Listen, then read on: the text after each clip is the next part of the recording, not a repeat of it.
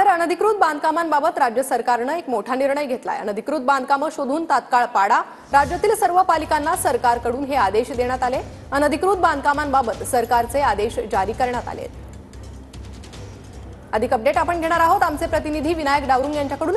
विनायक, काय अधिक अपडेट आहे या निर्णयासंदर्भात?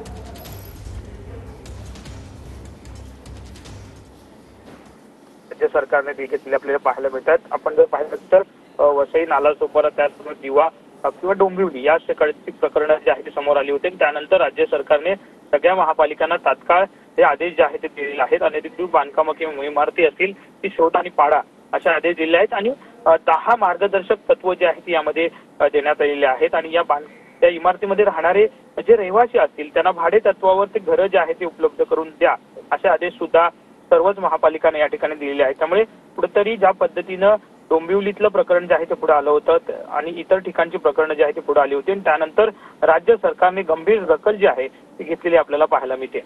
नक्कीच विनायक, धन्यवाद या सविस्तर माहितीसाठी। तर अनधिकृत बांधकामांसंदर्भात राज्य सरकारचा हा महत्त्वाचा निर्णय।